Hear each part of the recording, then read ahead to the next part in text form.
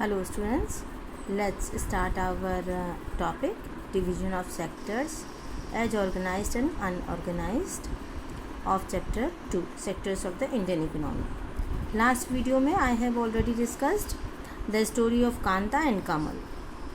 अब थोड़ा सा समराइज़ कर लेते हैं इस वीडियो में.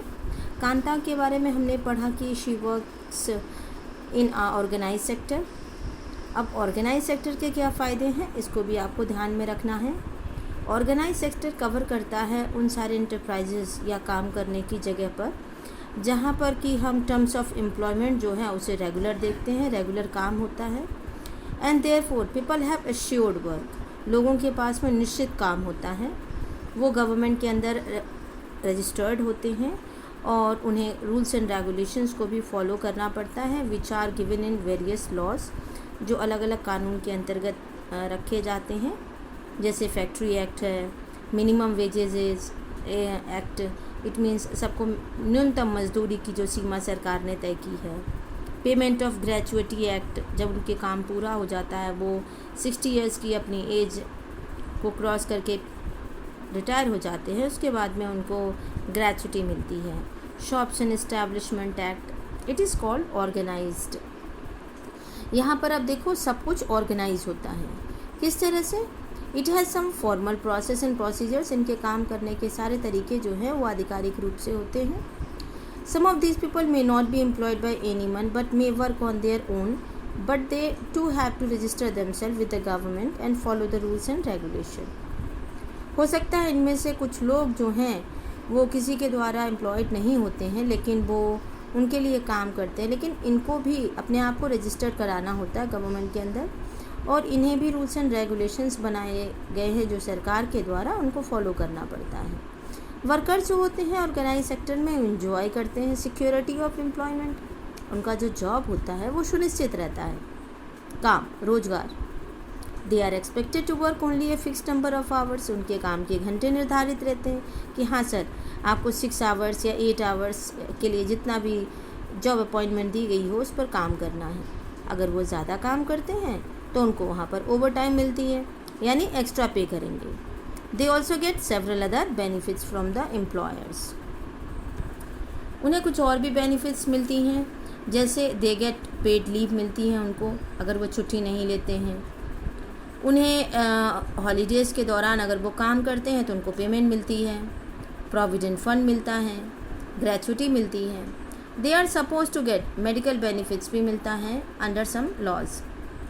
The factory manager has to ensure facilities, factory manager ये भी देखता है कि उनके लिए पीने का पानी है कि नहीं है, सेफ़ वर्किंग एनवायरनमेंट है कि नहीं है, और जब वो रिटायर होते हैं तो वर्कर्स को पेंशन मिलता है. इन कॉन्ट्रास्ट कमल जो है वो अनऑर्गेनाइज सेक्टर में काम करता है. अनऑर्गेनाइज सेक्टर में लोगों के लिए परेशानियां ज़्यादा हैं.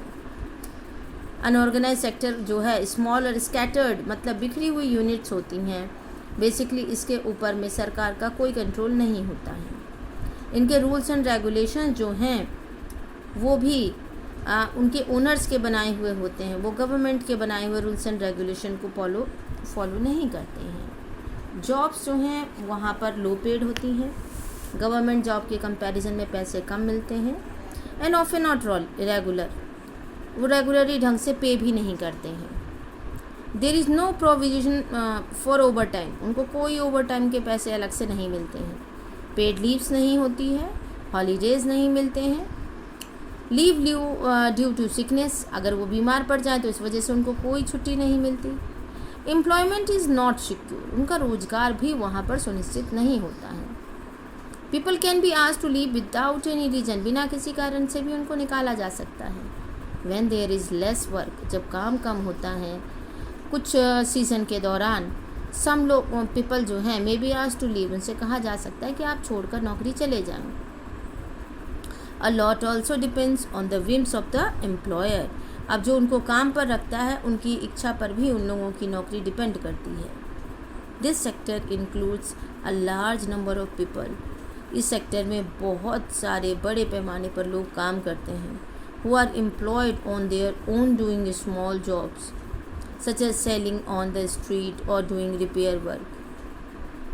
अब इस तरह के प्राइवेट काम में जो है कई बार लोग अपने भी खुद के स्मॉल जॉब्स करते हैं, जैसे कि वो सड़क पर कुछ बेच रहे होते हैं, कुछ रिपेयर का काम करते हैं। इसी तरीके से फार्मर्स जो वर्क करते हैं अपने खेतों पर, या जो अपने अंडर में लेबर्स को रखते हैं, एंड व्हेन दे रिक्वायर, जब ज़रूरत पड़ती है, और उसके बाद क्या करते हैं, जब सोइंग और रिपिंग का टाइम आता है तो जिसके पास में लैंड ज़्यादा होती है वो और दूसरे लेबर को हायर कर लेते हैं। उस टाइम पर तो उस मज़दूर को काम मिल गया, और लेकिन जैसे ही उनका काम ख़त्म होता है वो फिर उसको पे करके छोड़ देते हैं। तो इस तरीके से आपको इसमें थोड़ा सा ये ध्यान रखना है, कई बहुत इम्पॉर्टेंट क्वेश्चन है, और इस टॉपिक में आपको what is the main difference between organised and unorganised sector ये बिल्कुल क्लियर हो जाता है। तो आप एक बार अगर वीडियो के साथ साथ अपनी बुक को भी पढ़ेंगे, देन थॉरोली आप अपने आप उसके जो भी पॉइंट्स हैं दोनों के डिस्क्रिमिनेशन के, वो अपने आप सॉर्ट आउट कर सकते हैं।